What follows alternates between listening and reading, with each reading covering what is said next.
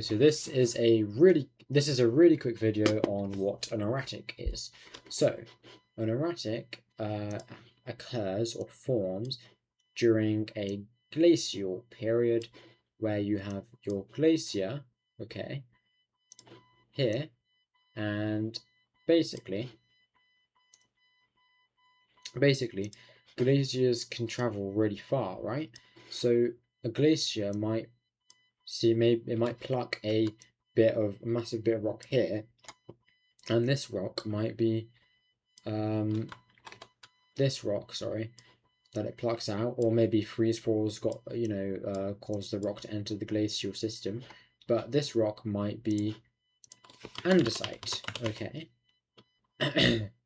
And what's happened is this rock's been transported because of plucking or because of a freeze fall up here above the glacier.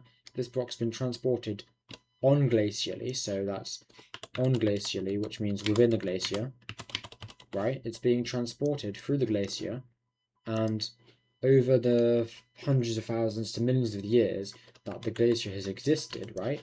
It gets transported really far, and this might be 100 kilometers away, it might be 800 kilometers away, and you've got your glacier that has once again got the exact same rock in it here, okay?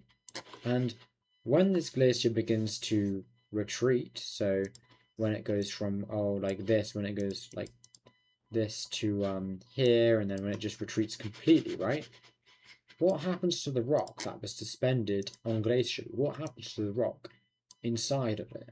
Well, this rock is just deposited on the floor, and sometimes there might be multiple rocks around each other, and you might see that actually there was a smaller rock beneath this rock.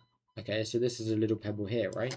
And you might see that the big rock that we've just talked about is actually on top of this pebble, and you have a really weird kind of formation where you can get a bunch of rocks on top of each other, okay?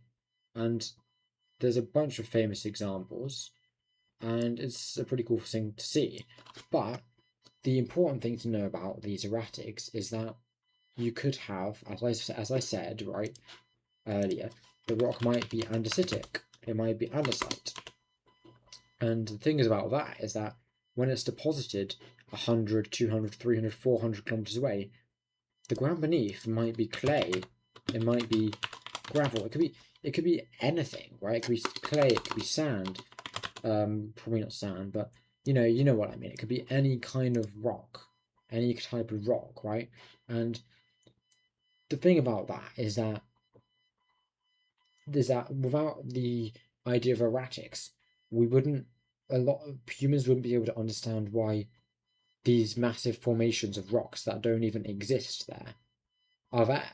And scientists can use erratics to figure out the extent of glaciers, how far a glacier might travel. Because if you look at an area of clay and there's a massive rock of andesite, and there's no andesite for 1,000 kilometers, scientists think, well, that glacier must have traveled really far, and that's the importance of erratics.